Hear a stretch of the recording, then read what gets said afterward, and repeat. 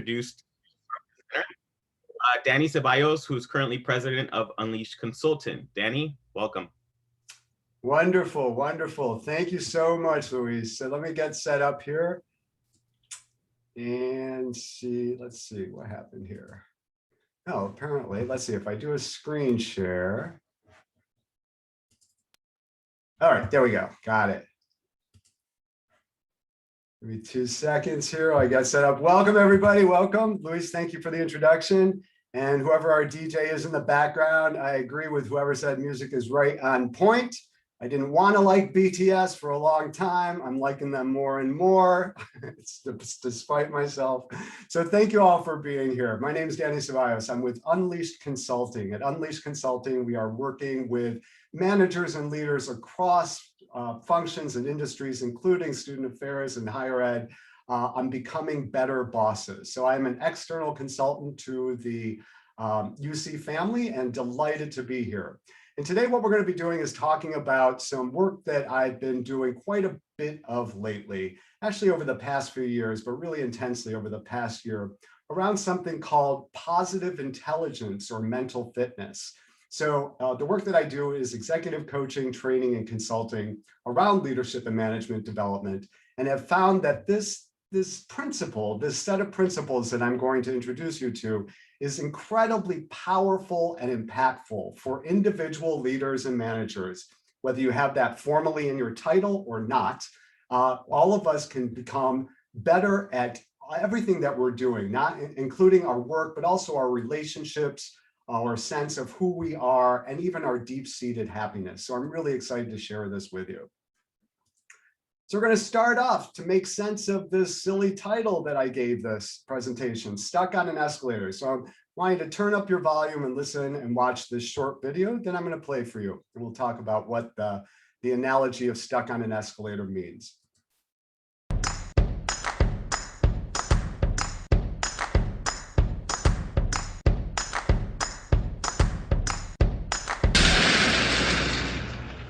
Whoa, that's not good. Oh, I don't need this. I'm already late. Somebody will come. Anybody out there? Do you have a phone? No. Sorry. Somebody! Whoops. Hold on, not sure what happened here. Let's see what we do. Sorry. Somebody! Hello? There are 2 people stuck on an escalator and we need help. Now, would somebody please do something? Help! Help! Help! I don't believe this. You gotta be kidding me. I'm gonna cry. Well, there's not enough left to do, is there?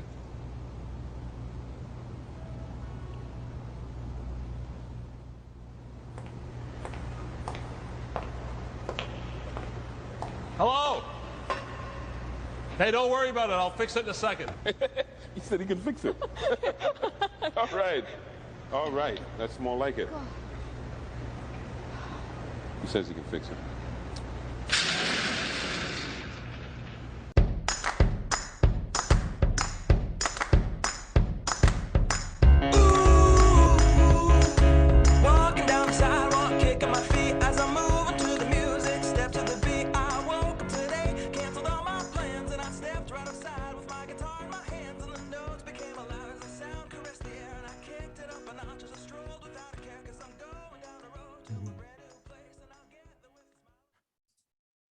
So thanks for indulging me on that. I love that video because I think that speaks to exactly what the issue is that we're going to be talking about over the next hour or so.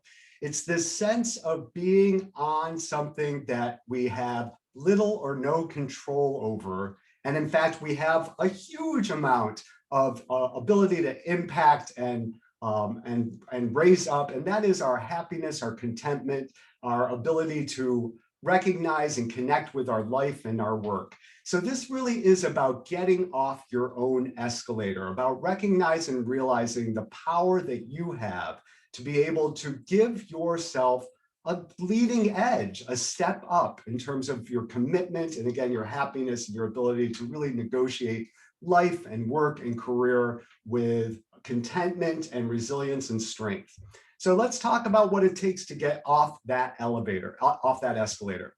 So first of all, a few interesting facts. So there's been some good research that suggests that basically each of us experiences about 60,000 thoughts per day. Now, of those 60,000 thoughts per day, 95% of them are the same thoughts that we had yesterday or the day before. For me, that's the escalator, this continuous cycle of the same thing happening over and over again. Now, the bad news about that is that it looks like for most of us, about 80% of those thoughts are happiness-robbing thoughts. In other words, they're thoughts that get in our way. They are self-sabotaging. So this work that we're talking about with positive intelligence or mental fitness or PQ, and by the way, you're going to hear me talking about PQ all the time. It's similar to IQ or EQ. IQ is a measure of intelligence. EQ is a measure of emotional intelligence. And PQ is a measure of positive intelligence. So positive intelligence is the ability to be able to respond to situations and actually work with our thinking so that we have less of the happiness-robbing thoughts, the sabotaging thoughts, and more of the happiness and fulfillment kind of thinking. And isn't that something that we could all use, not only in our lives, but in our work? So the formal definition is the capacity to respond to life's challenges with positive, growth-oriented joy and fulfillment rather than restrictive, stagnant, and limiting beliefs. And so when I started doing this work and bringing my clients through this PQ work, I started thinking about what it meant for myself. And this is what I isolated. So I can live my life with grit and determination, or with joy, peace, and happiness. I can go through my life's journey, or I can sloth through it. So I was finding that a lot of the work that I was doing in my life was going on track, but it was really about pulling myself through. And so doing this work actually brought me to a place of understanding I have a choice here. The choice involves work, but the choice is I can choose to lead a life of joy and fulfillment, contentment, or I can stay in this place of work, of hardship, of moving through things, of sloughing through things. So I want to propose to you this idea of moving through joy with ease, or moving through life with ease and flow. And that is exactly what mental fitness is, or PQ is. So the impact of PQ there's been a lot of research that's been devoted to this. And what we found is that we find that by raising our PQ, our positive intelligence, there's peak performance at work, in life, and everything in between. There's also a greater sense of wellness and happiness. There's a dramatic improvement in our relationships, both with colleagues and with family and friends, increase in happiness. And then lastly, something that I love, we're actually able to hone in on clear-headed, laser-focused action and moving us further along towards that place of being more content, more happy, more fulfilled. So the research is basically summarized in a book that I cannot more highly recommend called Positive Intelligence. It's by Shirzad Chamine, and it's been translated into over 20 languages, and I highly recommend you take a look. In fact, somebody might, if you take a look for it and find the link perhaps to a bookseller or Amazon and throw it in the chat, that would be great. It's such a great book, a great audio book and a great reading book as well. So highly recommend it. And so the work that we're doing here, and I continue to work with Shirzad, not only in my own development in PQ, but working with my clients to raise their PQ. And a lot of what we're going to be talking about today is captured in this book. So the foundation for this positive intelligence, this mental fitness, our ability to thrive in the post-pandemic, or they're coming out of the post-pandemic, is really based on four sets of knowledge, four buckets of knowledge. First of all, it's based on neuroscience. Secondly, it's based on performance science. So performance science is how the highest achievers in our life and in our work, people like Oprah Oprah, like certain politicians, like CEOs of big organizations, like the activists and history makers that we admire and are drawn to. Those are folks that are really high performers. And there's been a great deal of research that's done on those folks to distill what we call now performance science. And then we also combine that with cognitive psychology, which is the traditional psychology, the traditional talk psychology. And then lastly, something that my coach training is based in, which is called positive psychology. And it's the idea of building on what is good, managing what needs to be managed, but building on what is good and moving from good to great. So the work of positive intelligence has taken these 4 fields of study and done a distillation called factor analysis, where we start to bring down and understand what are the things that have in common and how can we simplify these 4 pieces of science and make sense so that we can use them in a practical way. So we call this the root of positive intelligence. And the root is based on 3 different muscles. And we're going to talk about each of these muscles in our time together. The first is something called the Saboteur interceptor. That muscle, that mental muscle that we have is about interfering and capturing when we're having sabotaging thinking and really pulling it out, recognizing it, objectifying it. The second muscle is the sage muscle. So the sage is the part of our mind or our brain that is involved in positive thinking. It's the deeper, wiser part of ourself that most of us have a hard time accessing. And the third muscle is something called the self-command muscle. And the self-command muscle is how do we move from saboteurs, from our sabotaging thinking, to our sage thinking. That is the self-command muscle. So again, we're talking about this based on the idea of saboteurs and sage. So essentially, we're talking about 10 different saboteurs or 10 different ways of thinking about sabotaging thinking, and 5 different ways of accessing or thinking about that deeper, wiser part of ourself called the sage. So our saboteurs motivate us through negative emotions, essentially fear, stress, anger, guilt, shame, insecurity, all of those negative emotions that pop up and rob us of our happiness. Our sage powers instead are motivated through positive emotions. These include empathy, curiosity, creativity, passion, and purpose. So again, the trick here is to mitigate and tamp down the saboteurs and build up the sage. The saboteurs those types of thinking live in the emotional part of our brain, in the limbic part of our brain. So if you can see me pointing to the back of my head, this is where the limbic part of our brain is. It's part of our brainstem. It's the first part of our brain to develop. It's also a part of our left brain, right? Where our emotions reside, where we react instead of think through things. The sage, however, lives on the right side of the brain. It's much more about the prefrontal cortex, the higher level thinking that we have. It's about the executive functioning. So again, we're working on one part of our mind and we're starting to decrease the other part of our mind. And then lastly, just to put a real fine point on this, our sabotaging thinking, and I'm going to tell you what that is in just a moment, but that sabotaging thinking, that may generate success. So some of our sabotaging thinking, like being a hyperachiever or a hyper-rational, these are some of the sabotaging ways of thinking, they actually help us become successful, but they don't allow us to be happy. They don't give us the greater joy. They're like breadcrumbs that keep us moving along, but don't necessarily bring us to a place of happiness and contentment. So we really want to work on our sage. That's what generates our highest success and sustained happiness. So let's talk about the 10 saboteurs. And I want you to think about these saboteurs as we're going through them. And I want you to identify how you relate to them. So the first is the judge. So the judge, we all have the judge saboteur, the judge sabotaging way of thinking. The judge is the part of your thinking that you engage in that judges yourself, judges others, or judges circumstances. All of us have that. In fact, it works for us to a certain degree, right? We make judgments when we're driving along the road and a ball flies in front of the car. We make a judgment about what's going on and we put the brakes on the car.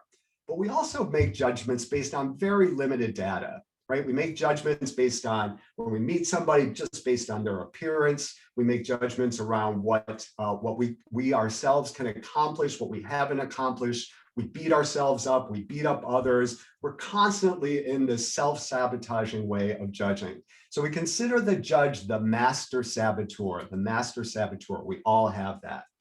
What's interesting after that is to start to think about who is your judge? What does your judge look like? What does your judge feel like? Can you give it a name? So who does your judge judge the most? Is it yourself? Is it others? Is it the situation? What does your judge feel like? So thinking about this judge for yourself, what does it feel like?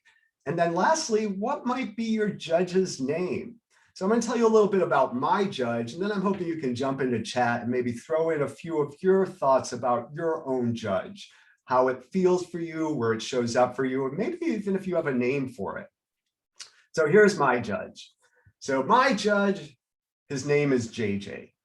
And JJ stands for jealousy judge. So this isn't something I'm proud of, but it is the work that I'm doing on myself. My JJ or jealousy judge is never content or satisfied. I'm always looking for more, always telling me what that person has or what that person does or who that person is or what that is what I want. And why can't I get that? And mea culpa, Danny, you could do better, you could do better. So that's my big judge. That's my big saboteur. In fact, I've given it a face and a picture. So if you look at your screen, you'll see what my judge looks like. JJ looks an awful lot like somebody we know that hopefully most of us are glad is no longer around or in the background. He's also green and menacing, right? So my judge looks like this. So anytime I start to think about judging myself or judging others, I try to call attention to what I know about my judge, both the name and the picture. So I'm wondering for yourself, thinking about your judge, what does your judge look like, feel like? Who do you judge? Is it more yourself? Is it others? Is it situations? And what might be your judge's name? So I'm going to give you just a minute here just to throw your thoughts into chat and let's just see what comes up.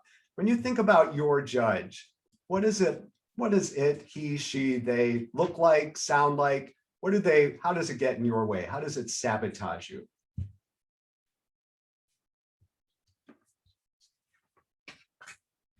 Church lady, yes, from Saturday Night Live. That's right. The finger wagging church lady, overbearing. The Hulk, indeed, right? Strong, menacing, destructive to a certain degree, comes out when we don't want it. Lesbian court, love that. Angry drag queen, yes, Joe, right on. My judge judges others about stuff I usually know I'm insecure about, indeed. My judge is me. That's right. The judge lives in all of us, but it is not you. It is part of you. And that's something when we're talking about these saboteurs, remember, they are not you. They are part of you. Don't let them define you. That's the deeper work around this. Lonesome Letty. Yep. There you go. Nay for naysayer. Exactly. You know, when I do this work with clients, oftentimes parent figures come up, right? The mother, the father. You know, this can get pretty deep, but it's important to really capture what your judge is and to start to call it out. The only way we can start to work with our saboteurs is to identify them, to call out Perfect Patty, to call out the big blob made up of everyone who's ever made me feel less than, and to have a picture of.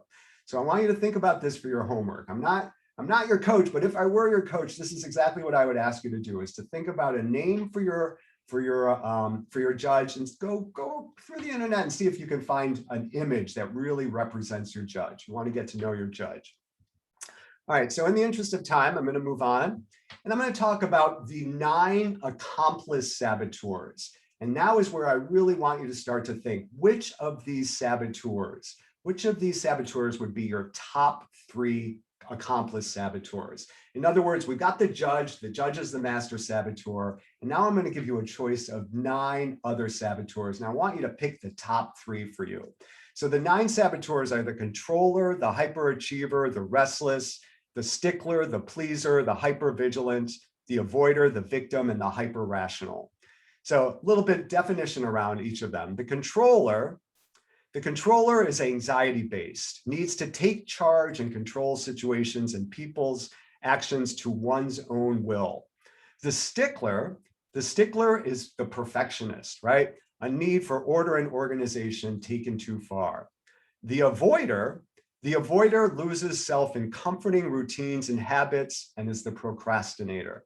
The hyperachiever depends on constant performance and achievement for self-respect and validation. The pleaser indirectly tries to gain acceptance and affection by helping, pleasing, or rescuing or flattering others.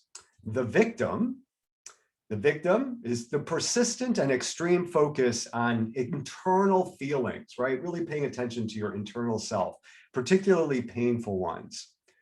The restless is the FOMO, constantly in search of greater excitement in the next activity or constant busyness. The hypervigilant is with continuous intense anxiety about dangers and what could go wrong. And then lastly, the hyperrational. The hyperrational is an intense and exclusive focus on the rational processing of everything, including relationships. So as we're thinking about this, I want you to think about what are your top 3 saboteurs? And I also want you to think about how are they impacting your life? How are they getting in the way of your life? So Peter, could you come on here? We're going to launch a poll here. And I'm going to ask you, what are your top 3 accomplice saboteurs when you thought about the saboteurs that I just defined? And I'll go back on the slide here so you can see that as well. So we've got these 9 saboteurs, and I want you to narrow that down to what you think are the top 3. And we're going to keep this poll open for just a minute or so. But when you get a chance, come on in there and indicate what your top 3 accomplice saboteurs are.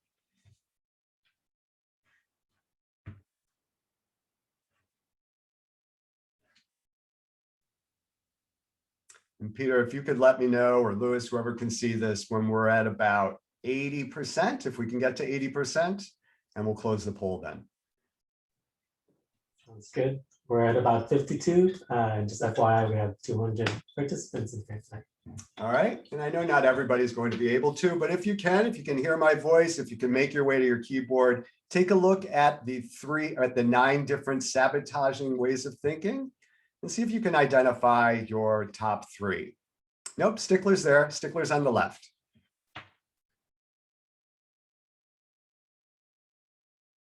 Whoops. Oh, in the thing. Oh, I see. In the thing. Got it. Got it. Yeah. Thank you. Yep. My mistake. You're right. Yeah. So if you're Stickler, just put it down and indicate your top 2 or the other 2. That's fine. And then we'll talk about Stickler a little bit separately.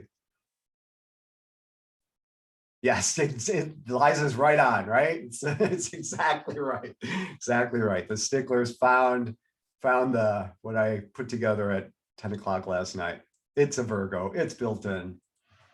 Right on. So Peter, where are we? What number? We're at 85%. Yeah, let's close the poll and let's see what, okay. If you could share that out, that would be great.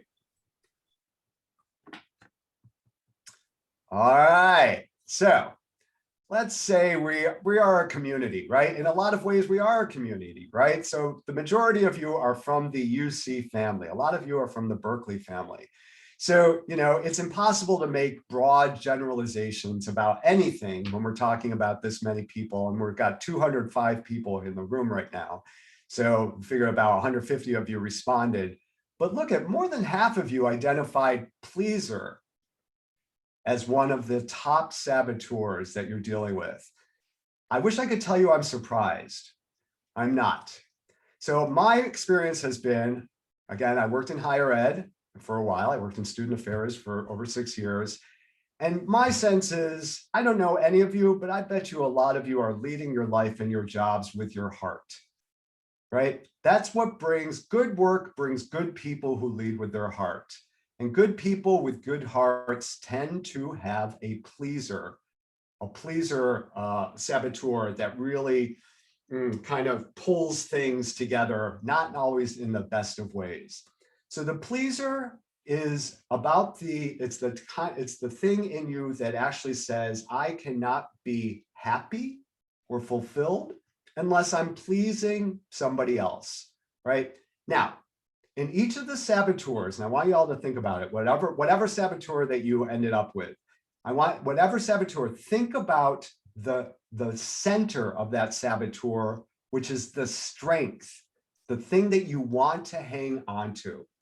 So the pleaser, the core of that is the ability to establish a win-win relationship, to give people what they need and want, and to also maintain and stay, safe in our own right and be able to stay strong. It's when we give away that power that it becomes a pleaser. Otherwise, the strength in there is to be able to meet people's needs and to be able to discern that. So for each of the saboteurs, all of them, there is a strength that is buried in that saboteur. And so the work that we do is to discern, when is it a saboteur and when is it serving us? When is it a saboteur versus when is it serving us?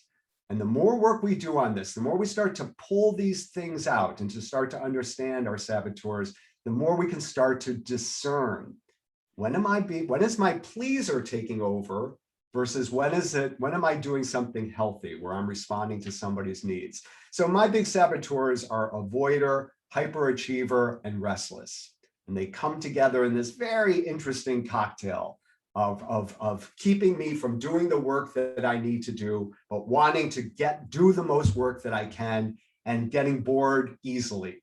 So those three things coming together do not form a great way of looking at life, a great way of being. However, each of those pieces, the hyperachiever, there's an achiever in me that I want to keep working on. It's the hyper. It's the always thinking that there's more. That's the JJ in me that really takes over. Likewise, the controller, that's part of my JJ. And the pleaser and the avoider is about protecting myself. The strength in there is about hanging on to the things that I know I can be successful at and I want to stay with. That's good. But the avoider that stops me from doing the work that I need to do, that's not good. So think about this for yourself as you're thinking about your saboteurs, how they get in your own way from being the kind of person that you want to be, and how what the impact they may have had on your life. So I'm wondering, before we move on here, would love to hear from maybe a couple, 2, 3 of you, or Louis, if there's any questions about the saboteurs or the judge that are coming up, would love to hear from a few of you. So let's start with Peter. Is there any, or with Louis? Louis, is there anything in the chat that you want to call out for me? There is none right now. Okay. So we'd love to hear from any of you. So if you would take a moment to raise your hand electronically, if you'd like to come off mute. You know how to do that is to go to the bottom of your Zoom screen and look at reactions, open up reactions, and you'll see an option to raise your hand. How is this landing for you so far?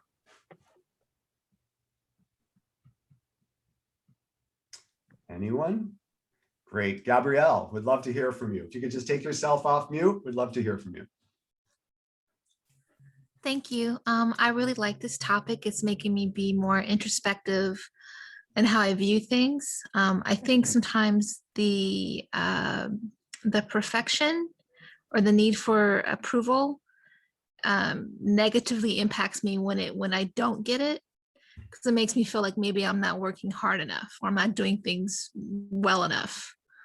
And so I think it kind of makes sometimes the environment can make things very competitive, or it's like low-key competitive in the office. So it always feels like you have to do better than you think you can. Yeah, the judge really beats us up, right? The judge really beats us up. Says, and for all of us, we all have a degree of this, right? That says, just like Gabrielle was saying, I'm not doing enough. Why am I not doing enough? I could do more. Ah, man, is that the way to live a life? That is not the way to live a quality life, right? So to really get a handle on that, forgive my coworker, she's a little bit antsy today. Yake, sorry about that. So that the judge can really, really beat us up. So just to get a handle on it, to give it a name, to understand it, and to be able to say, hey, there it is. There's the judge again. There's JJ. That's half the battle, because once we can start to objectify these things, we can start to deal with them. Great. Thanks so much for that contribution. Anybody else want to jump in here? Would love to hear from anybody else. What are your thoughts on this? Yeah, Suge. Hi. Right away, as soon as I was looking at the chart, I can see where I would self-judge myself as a hyperachiever. And then in the back of my head, I'm thinking, which other characteristics would I work better with or have more of a conflict with, right? Well, bump heads for that matter, right? That's brilliant. I think especially in the personal life situations. Yes, yes, yes. So much of this, yeah, absolutely. So much of this work is so interesting to bring to organizations and teams, but also to bring to our own family units, you know, whether it's a family of choice or a biological family of origin, the family dynamics and figuring out. And it's interesting now because I can actually, in conversations with my brothers and sisters, mother, father, I can recognize their saboteurs. In fact, some of them have taken the assessment that I'm going to tell you about in a second. And so we understand each other's saboteurs. But you're absolutely right. And Sugi, one of the interesting things is that my saboteurs invite your saboteurs. So when I'm in hyperachiever mode and you're responding, the limbic part of your brain responds to my limbic brain, which is the hyperachiever, and brings out your worst. So we come into this very interesting dance of your worst self inviting my worst self to come and play. So that makes so much sense. Now, the good thing is, we're going to talk about this, but that sage, that deeper, wiser part of ourself, it's the same thing. The more we work on that deeper, wiser, calmer part of ourself and bring that forward, the more it invites your deeper, wiser, calmer, sage voice. So that's the good news. But your point is well taken, thinking about how my saboteurs interact with yours. Thank you. Great. All right, y'all. Thank you so much. We're going to keep moving on this, but I want to encourage you to throw out. Oh, so Stacy, I'm catching your question right now. In fact, let me take a look here. So Stacy's saying, what is the positive impact of victim saboteur? So that's a great question. And most people move away from the victim saboteur because nobody wants to be a victim. The idea of being in touch with your feelings and your needs and being really clear about those things is also a hallmark of the victim saboteur. Remember, you are not a victim. It's the sabotaging thinking that happens for you. So we don't want to throw away that connection that we have with our deep emotions, right? We don't, with the pain and the voids that we haven't, we don't want to throw that out. We want to be able to manage those things because a lot of people refuse to even identify with those things. So that's the strength within victim. I'm just looking at some of the questions here. I'm curious about the difference between these negative saboteurs versus positive thoughts that drive you. Absolutely. So we're getting to that. Hang on, Weldon, or hang on, Weldon. Hang on, Eric or Aaron, and we will be getting to that. All right. So let's talk about those three muscles that I was talking about. So the first is this saboteur interceptor. So this part, this skill, this muscle that I want you to think about building will actually help with getting a handle on our saboteurs. Remember, it's our judge and our 9 accomplice saboteurs. So the saboteur interceptor muscle is pretty simple. It basically says we want to look at our saboteur instead of looking through it.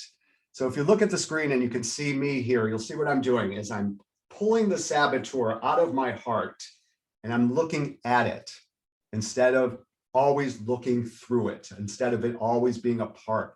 So when we can objectify it, when we can pull it out and we can study it and we can look at it, we can start to intercept its power over us. So how does that work? So when a negative emotion comes up, remember all your negative emotions, all of them, there's only one exception. I'll tell you about that in a moment, but all of our negative emotions are really linked to one of these 9 saboteurs. So when it comes up for you, pause and call it out, name it, objectify it, and use self-talk saying things like, oh, there's my judge again, or there's my controller again. That's the only way we can start to break it apart, is to call it out and to start to understand it. Now, remember I said all negative emotions are associated with saboteurs. There's one. This is actually some of the newer research that's come out of this work, and that's grief and mourning. So when, and we've had quite a bit of that, and we continue to have quite a bit of that in 2021. So when we're experiencing grief or mourning, that is indeed a negative emotion, but it is not based in a saboteur, sabotaging thinking. It is based out of love. And we know love is part of sage. It is part of our deeper, wiser part of ourself. So, but all other negative emotions, when you experience them, whether it's frustration, anger, intolerance, anything, see if you can associate it with one of your saboteurs. For me, it's the controller. Oftentimes it's the controller that I realize is actually giving birth to this negative emotion. Other times it's my avoider. Other times it's my hyperachiever, but a lot of times it's my controller. So just to be able to name it is half the power. So that's the saboteur interceptor muscle. Now, typically what this brings up is the question of, are negative emotions ever good for you, right? Are there negative emotions that are good for you? Well, it's a lot like touching a stove, right? A hot stove, and thinking, is pain good for you? So the truth is that it's good for a second. It's good for a split second, just like negative emotions, just like touching a stove. So when we engage, when we have pain, Yo digo, no, lo voy a decir, que en cuanto me nace, pues hay que comprar la madera. can we make sure everybody's muted? Thank you. So that's when we're experiencing a negative emotion, I don't want you to avoid it, right? I want you to own it, but I don't want you to stay with it. Instead, start thinking about those things that happen for you, not to you, but for you, right? Life is giving us opportunities all the time for growth and learning. So when these things come up for you, consider it an alert. What can I learn from that? The mistake that people make is to stay in those negative emotions. Remember, a negative emotion is a saboteur, and instead we don't want to stay in these negative emotions because it actually blocks our ability to what we call the sage powers. There are the 5 powers of empathy, curiosity, creativity, and laser focused action. Those are all part of the sage powers, the deeper, wiser part of ourselves. So we don't want to stay in negative emotions any more than we need to learn from that experience, to receive the gift from that. And then we can start to access the happier, deeper, wiser part of ourself that we're going to be talking about in just a moment. So before we move away from the saboteurs and to the sage, I just want to call out a few things and the importance of really getting a handle on these sabotaging ways of thinking. First of all our saboteurs, each of the saboteurs tells you a huge friggin' lie, tells you a lie about happiness, about what you need, about what will truly make you content and joyful, right? It gives you breadcrumbs, right? A little bit here, a little bit there, right? My hyperachiever is very happy when I get a new client, when I work with an organization, when I establish this, when I do a new program. But those little things aren't necessarily the secret to happiness. They're just the breadcrumbs. So keep that in mind. My saboteur, my hyperachiever tells me, just do more and you'll be happier. And it's my life work, but realizing that that's not always the case. So think about those top 3 saboteurs that you identified. How are they lying to you? What's the big lie that they tell you? The other thing is, unfortunately, our saboteurs tend to show up during stress. So we're at a real disadvantage when they show up, right? When you think about it, when do your saboteurs tend to show up? It tends to be when we're at stress at work or at home. There's pressure on us. So it's not a great place. Secondly, or thirdly, as I was saying earlier, your saboteurs incite and invite mine. So, and likewise mine invite and incite yours. So it becomes this dance, this devil's dance that does not look good. Think about this often. So I was very fortunate to have been married to a wonderful man for 10 years. It was awesome. It ended horribly. We are now in a pretty good place with our post-divorce relationship, but it was only in the work that I've done to understand my saboteurs, how they were inviting his saboteurs, and how that was basically the crux of why we ended up in the place that we did. So I'm happy to say we're on the other side of that, but think about this for yourself. The people that you are having, or the person that you are having the most issue with, whether you're at work or at home, maybe think about whether it's your saboteurs playing with their saboteurs, and it becomes this spiral that is not good for anybody. Fourth, it protects us. Our saboteurs protect us from the hard work that we need to do in order to really move towards being happy and content. And then lastly, our saboteurs are comfortable. Unfortunately, they are things that we have spent a whole lifetime developing. And currently what the theory is that we are hardwired for some of our saboteurs. How we're brought up and the circumstances that we're brought up and the life that we led actually can feed and build up those saboteurs. But much of the saboteurs have their seeds just based on how we're made up. It's part of our DNA. It started, and that's why, when you look at twin studies, for example, and you have folks that are completely identical in so many ways, but have completely different personalities. We know that's in part because we're wired differently. We're wired differently. Our brains wired differently, and we're just starting to understand that. So, but suffice to say, we have some comfort.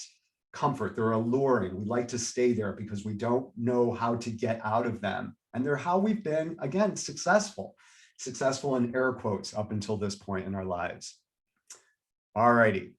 So I'm going to keep going here. We're going to save questions for the end. So hang on to your hats and please throw them into the chat function if you have any questions, and we'll go through the rest of the presentation here. So I want to talk about the sage muscle. The sage is the counter to our saboteurs. Again, it lives in another part of our brain. Seriously, literally, biologically, it lives in another part of our brain. So one of the great things about this work is there have been MRI studies, there have been brain imaging studies to see what happens when people are engaged with their saboteurs, when those negative emotions come up, and parts of our brain light up, part of our left brain and our limbic system light up in an MRI study. We also know that when people start to work on their sage, another part of the brain lights up, and the saboteur part of our brain actually starts to diminish. The lighting up starts to weaken. So we know this stuff works because not only does it feel right? Intuitively, we know that this works, but also we're seeing from brain scans and MRIs how we can really develop a part of our mind to be stronger, and that is the sage part of our mind. The sage part of our mind has 5 powers. We're not going to go into depth on each of those powers because of the time constraints that we have, but I do want to tell you a little bit more about what the sage looks like.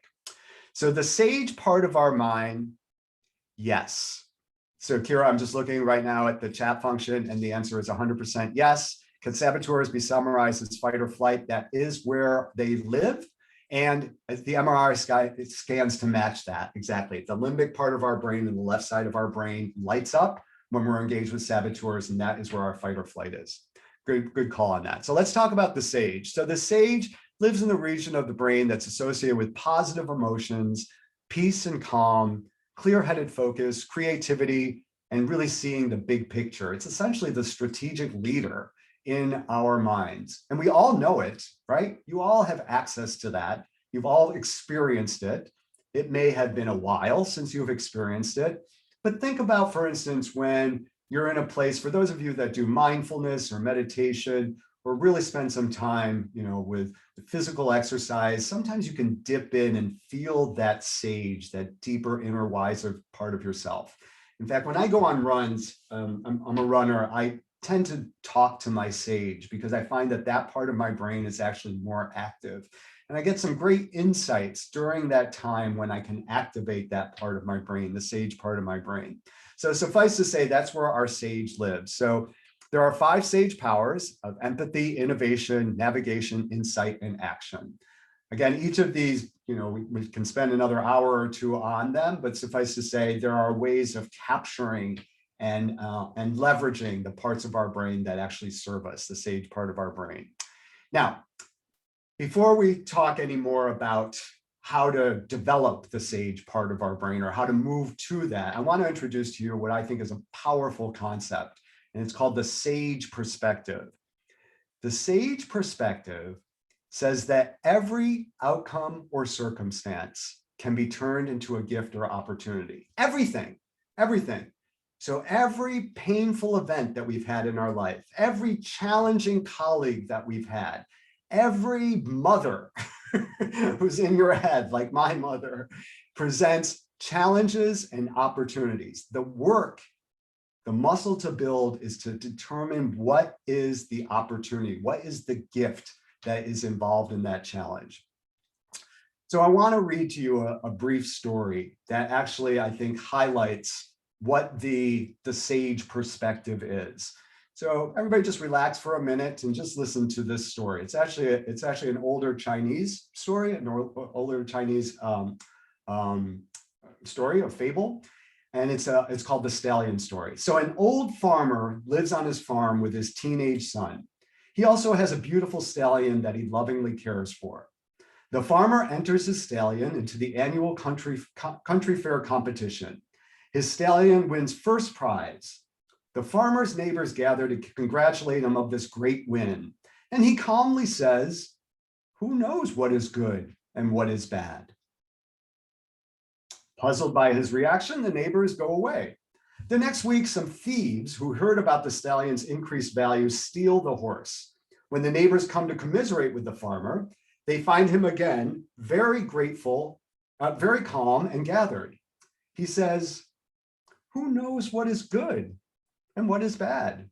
You can imagine how frustrating people are. So several days later, the spirited stallion escapes from the thieves and finds his way back to the farm, bringing him with him a few wild mares he has befriended along the way. To his neighbors' excited rounds of congratulations, the old farmer once again says, "Who knows what is good and what is bad?" A few weeks later, the farmer's son has thrown off one of these horses, these new mares, and as he is trying to break it in, and his leg is broken. As the neighbors gather to commiserate with the old farmer, he once again reminds them, "Who knows what is good and what is bad?"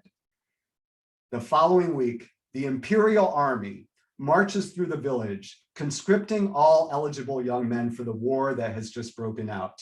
The old farmer's son is spared due to his fractured leg. The neighbors no longer bother to come to the old farmer to congratulate him.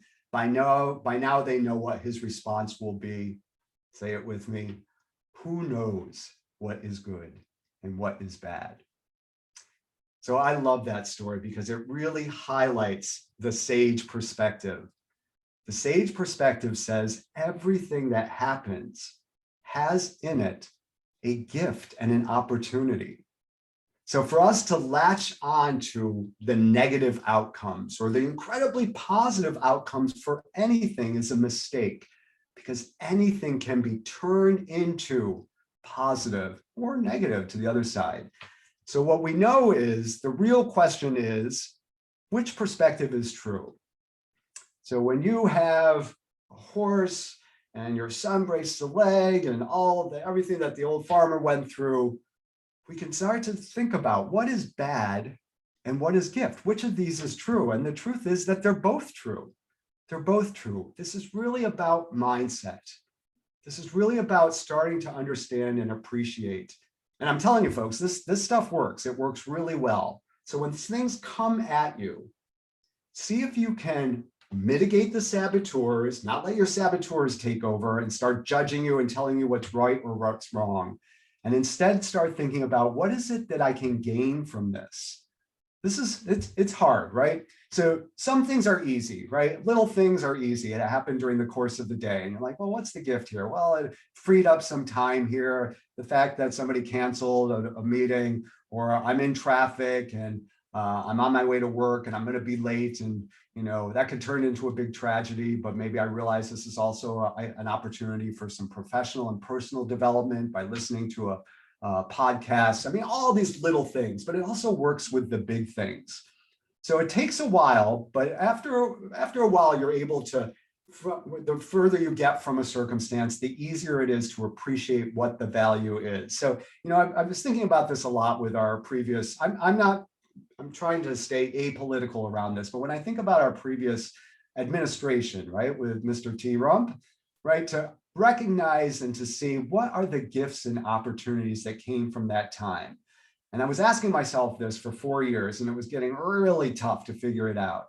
It's only now with a little bit of perspective that I am starting to realize for myself, and I'm not even going to share what these things are, but there actually was some value, I believe, for me to go through that experience of frustration, of anger, to get to this new place of awareness, of appreciation, of empathy. So there are always, that's just one example, but think about it for yourself. What are situations that you've been through, like the pandemic, like a death or divorce or a job loss? And what is the gift and opportunity that came from that? It's a really, really interesting exercise to shift our mind. And this isn't about putting on rose-colored glasses and saying everything will turn out just fine. This is really about getting clear on what is the gift and the opportunity. So that's the SAGE perspective. It's a really important basis for understanding the SAGE. So the last piece, the last part of this that I want, and again, we didn't talk a lot about the, all the powers of the SAGE, but I want you to really, really take home that SAGE perspective. The last piece I want to cover is the self-command muscle. And the self-command muscle is now we want to move from our saboteurs to our SAGE. So how do we do that? Well, there's some really good research that says we can consciously tell our mind what to do. Much the same way as when we go to the gym and we lift weights. We tell our mind what to do, and I guarantee you, if you do bicep curls for 6 to 8 weeks on a daily basis, you will grow your biceps. So it's the same thing with our mind. When we have intense work with our mind, we can actually build up the part of our mind. So I want to introduce you to this notion of PQ reps, just like at a gym. And the way we're going to do it, it's going to remind you of mindfulness or meditation or other things that you've done. But I want you to do this with me. So first of all, can you sit back in your chair and relax? And I want you to close your eyes and just take a couple of deep breaths. And then I'm going to take you through some PQ reps. So just slow your heart down, take a couple of deep breaths, and listen to my voice with your eyes closed. So the first PQ reps that I'm going to take you through are the tactile PQ reps. So with your eyes closed, I want you to take your thumb and your forefinger of one hand and rub them together so lightly that you're just feeling the ridges of the fingertips. This exquisite feeling that you have of just feeling the ridges of the fingertips. Tell your mind to notice each of those as you lightly rub your fingers together. Now I want you to take the fingers of one hand and the fingers of the other, if you're able to, and to rub them together again so lightly that you can just feel the fingertips of each of the hands. Now you can bring your palms together. Same thing, just so lightly. Just feel where on your palms are they touching? What points? Do that for a few more seconds, lightly touching. Great. Now you can put your hands down, keep your eyes closed, and now I want to take you on an auditory PQ rep.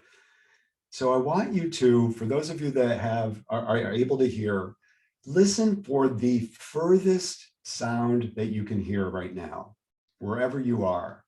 What's the furthest sound?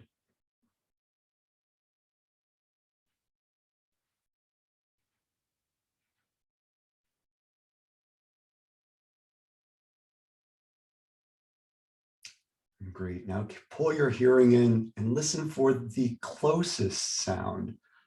What is the closest sound you can hear? Maybe it's even your heartbeat. Listen for the closest.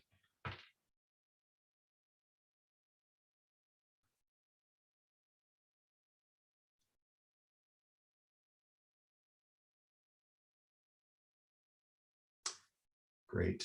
Now we're going to move to our olfactory or those smell, the sensation of smell. So I want you to breathe through your nose and see if you can, what you can smell, what are the scents in the air? Is there anything that you can distinguish? And even if there's not, I want you to feel the sensation of the air moving in and out of your nostrils. Warm, cool coming in and warm going out.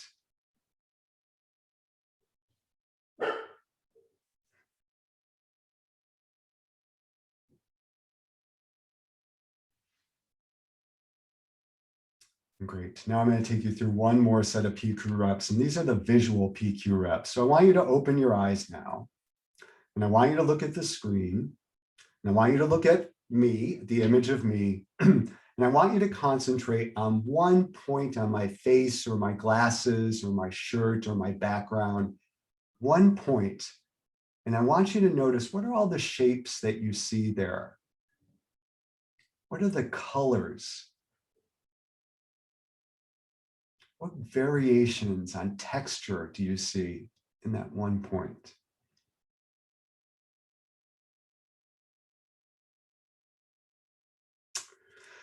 Great. Now close your eyes just for one more second and just breathe a few more couple deep breaths to bring you back to the place where you are. And when you're ready, open your eyes.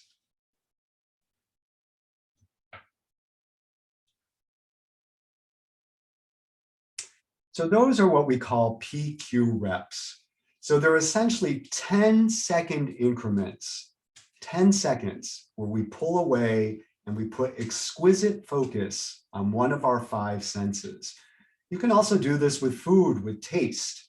A lot of people who do this work actually find that they lose weight. They actually have a weight loss goal because as we're concentrating on the sensation and the feeling, the taste, we can start to mitigate our hunger, right? So anyway, the point is that doing these kind of PQ reps throughout the day is the way of building up our ability to move from our saboteurs to our sage. So we find when we do these PQ reps, we actually diminish the lighting up on one side of our brain, and we activate or light up the sage part of our mind. Super powerful. So the research actually shows that we need to do this intensely for the first few weeks in order to really get the benefit of this. So it's not about stretching it out over 100 days. It's about doing it intensely over, the work is about 6 to 8 weeks. And the idea is that you want to bring this up to about 15 minutes a day and breaking it up during the course of the day. So the work that I do on this, for instance, I do a few minutes in the morning, I do a few minutes at 10 a.m., I do a few minutes at 12, I do it throughout my day. And at the end of the day, I do a few more minutes. But that's how we can experience the true benefit of this. So if any of you are doing mindfulness or meditation, it's a little bit different because we're talking about accessing this sense of calmness throughout our day, not just in the morning or not just at night, but during the course of the day. So the question is it really possible to just shift from saboteur to sage, even in tough challenges, even when things are really rough? Because the idea is you want to be able to do this all the time, even when things are not going your way. And the answer is yes. The answer is yes, but it depends. It's the speed and the depth of the shift. And that depends on the mental muscle, how you build that up. So we know that in order for this to happen, it really, the science is pretty clear. There are 2 things that need to happen. We need to have the insight for how this will work. And we also need to do the application. So this hour, session that we're doing for the Now conference is your insight. You have some insight around this. You'll get the slide deck. I'll show you a resource. I'll tell you about a resource that you can go to, and you'll learn about this if you want to. But the only way this stuff works is if you apply it, if you do the PQ reps, if you make friends and you understand your saboteurs, and you will be amazed at what happens when you start to apply this. So the way it works is that it requires intense initial practice. The analogy is that you can't defeat a gang of 10 bandits or 10 saboteurs by sending in, a little bit of work during the, 100 times, over 100 days, sending in one fighter per day. Instead, we want to send in as much as we can, as quickly as we can. That's how we build up the muscle. We don't spread it out too far. It's just like working out at a gym, right? If we spread it out too much, if we go, if we do 10 bicep curls once a week, we ain't going to see our biceps grow, right? There needs to be an intensity behind it. So how it works, the secret sauce, the secret combination is this 15 minutes a day of PQ reps for 6 to 8 weeks. So that's my challenge to you. If you're going to do this work, I want you to start thinking about doing it for 15 minutes a day for 6 to 8 weeks and watch what happens. So within 6 to 8 weeks of doing this, again, we see the increased gray matter in the PQ region of the brain light up, and the decreased gray matter of part of our brain in the survivor brain, in the fight or flight part of our brain, which is where our negative emotions reside. We see that to start to diminish or go away. When you do this work, again, I'll remind you, the benefits are outstanding. It's about peak performance in work and life and how you get along with your colleagues, your family, how you see your life, mental health and wellness, healthy relationships, happiness, and then again, clear-headed, focused action. So highly, highly recommend it. So I'm going to summarize this and then I'm going to point you to a resource. So the summary of how this operating system works, this mental fitness, this PQ operating system works. Essentially, first of all, if you're feeling a negative emotion, just stop. Call it out. Just stop. So no matter what, you're yelling at your dog, you're yelling at your best friend, stop. Just stop. Stop. Pull yourself away. Call it out. Understand how you're a saboteur. Call it out. Name it. Say, this is my judge. This is my controller. Give it a name. Objectify it. The third step is see if you can pull away and do some PQ reps, right? That's what activates the sage part of your brain. And remember, it's an intense focus on one of your senses. So whether it's touch with the fingers, I love the fingers one, by the way, just feeling the ridges, but it could also be, the eyes thing. So I can do, for instance, I'll do PQ reps when I'm in a meeting with somebody and it's not going well. I can actually do some passive PQ reps while we're in conversation by concentrating on their eyelash or the tip of their nose and still be involved in the meeting, right? Fourth is don't forget about the sage perspective that every problem can be converted into a gift or opportunity. Really lean into that. And lastly, remember, we generate the gift or opportunity by using what we call the 5 sage powers. And again, we didn't get a chance to really lean into these, but the deep work around this, the work that I do with clients is around building up our ability to access these sage powers of innovation, navigation, deep insight, and calm, clear-headed action. So I want you to, I'm going to put this in, I'll put this in the chat function in just a section, but if you go to positiveintelligence.com, you will actually find a free Saboteur assessment that you can take. Now, I am not connected with that company. I don't receive any benefit from sending you there. However, I am a PQ coach, and so I do, very much believe in this work that we're doing here. So I want you to take the assessment, get the results, and if you want to debrief them with me, I would love that. So what I'm going to do right now is I'm going to throw up here the QR code to connect with me on LinkedIn. So if you want to hear some more about saboteurs and sage and how you can do some work on that, just scan this code and let's connect on LinkedIn. Let me know what you're thinking. I also want to let you know that I have programs, 8-week programs to bring pods of clients, so your team or a pod, through this 8-week program to really understand what it is to get in touch with this. But you can do this, a lot of this you can do on your own. Oftentimes it takes a coach or somebody to help you with that. But I really want to encourage you to think about doing this. So take the Saboteur assessment, find the book, get the book, listen to the book, see if you can start to do the work. And if you run into troubles, then connect with me, or you just want to talk it through a little bit, just connect with me and I'll be happy to guide you through that. So I'm going to end there and I'm going to see if there are any. So the website is positiveintelligence.com. So I'll throw that in the chat. And Luis, if you can capture any questions and throw those at me, that would be great. Yeah, there were a couple of questions from before. There's a question, how much do the saboteurs depend on the situation or change over time?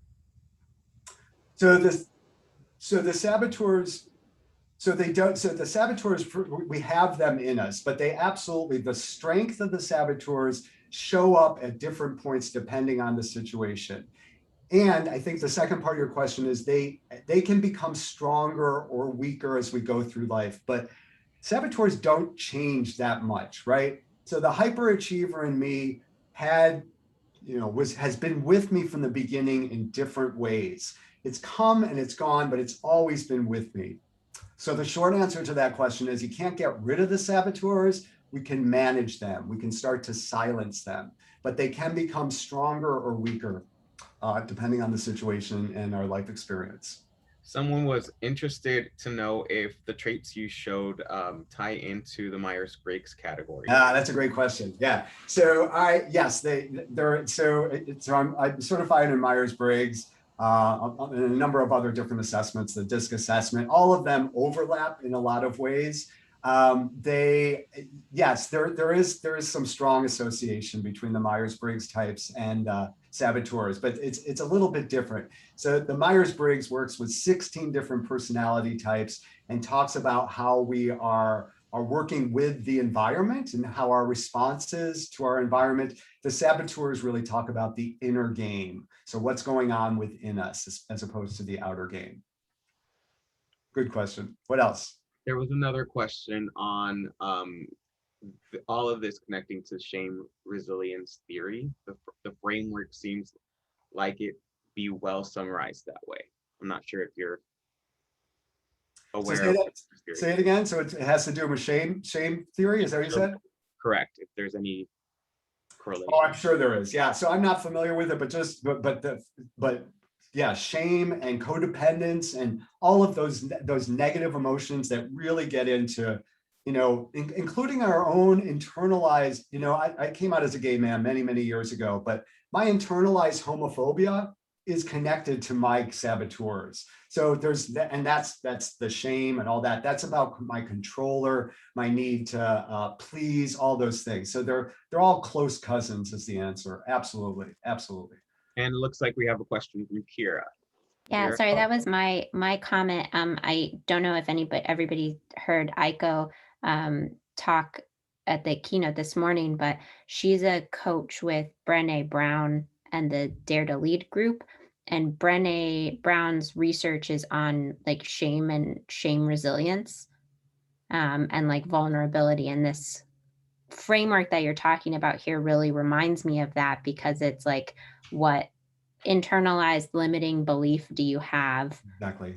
That is like, if you're constantly doing a bunch of different projects and taking on more stuff, what is that belief that you have? Is it that you're like not good enough, right? Are you feeling really bad about yourself actually? And that's the motivating factor for you trying to do all of these things. And how can you, like you were saying, positively disconnect yourself from that, like feeding that need or that internalized belief that might not be true? That's exactly right. That's exactly right. Yeah. So yeah, the work that Brené Brown does is very much aligned with the PQ work. It only differentiates in a few different ways, and one is the practical application. So how to access the sage and the whole notion of PQ reps. So what I love about PQ is that there's a real operating system to go with. And it's not to diss Brené at all. I think Brené's absolutely amazing, and the work that she does. What I love about PQ is that it represents a concrete operating system for doing this kind of work. We have two more questions, two final questions. Would you mind briefly going through the 5 sage powers? Yeah, so this is a little bit tricky. So the 5 sage powers of innovation, explore, clear-headed focus, empathy, all of those really deserve a lot more attention. But I will tell you, the very first sage powers is about empathy. And right now, what I'm doing is I am looking above. You can't see it, but there is a picture that I hang on my wall of me as of an 8-year-old kid. And I look ridiculous. I have a ridiculous smile, but part of that is there because of the work that I'm doing with empathizing with myself is powerful. And part of that is to look into the eyes of my 8-year-old Danny self and recognize that the essence of who I am is still there. And that's so we build up. So you can tell that. So each of the powers has exercises and a strategy and a very specific way of accessing that for me, for empathy, part of that is empathizing with myself. And part of that is appreciating my younger self, looking into my eyes. And so, it goes outside the scope of what we have in the next minute, but suffice to say, each of the powers has a strategy, a game, a tool that we can work with you on. And you can find that, a lot of that in the book and in the work that we do in the PQ program. And last question, Danny, what is the correlation, if any, between a person's IQ, EQ, and PQ? Yeah, what I does saw the that. research show in terms of how these are connected? Yes, absolutely. So very little correlation between IQ and PQ. Very, very little correlation. EQ and PQ there's a high amount of correlation. EQ tends to be a little bit more, it's more complicated. And so, I don't use that with clients as much anymore. I prefer to use PQ, which is much more, because we're only talking about a handful of saboteurs and a handful of sage powers and how to access that. EQ is wonderful, highly correlated, but it's a bit more complicated. I think it involves 25 different ways of looking at your emotional intelligence. And so in that, I prefer the distillation. Again, this factor analysis that lends itself to the science and the research behind positive intelligence. Well, thank you so much, Danny, for your great presentation, for your insights. It's a very, very interesting subject. Everyone, please remember to complete the session evaluation that I've just added in the chat. We value and appreciate your feedback so we can make these conferences a lot better and continue with these great presentations. So please fill those out. Next up is our 15-minute break with an optional Tahitian Polynesian dance activity with Nicole Castillo. You can access that in the main conference room on the program website. After the break, you'll also want to be ready for the afternoon keynote, which is with Janet Napolitano, which is our Ask Janet section. We hope to see you there. Danny, thank you so much. Is there anything you want to leave us with? No, but thank you all so much. I want to leave you with the notion, just try the PQ reps, calling out your judge and your saboteurs, and just watch what happens over the next few days. You'll find that there's some pretty amazing things that happen. All right, and I hope, again, please connect with me on LinkedIn too. That would be great. Thank you, Danny. Thank you, everyone. Bye, everybody. Thank you.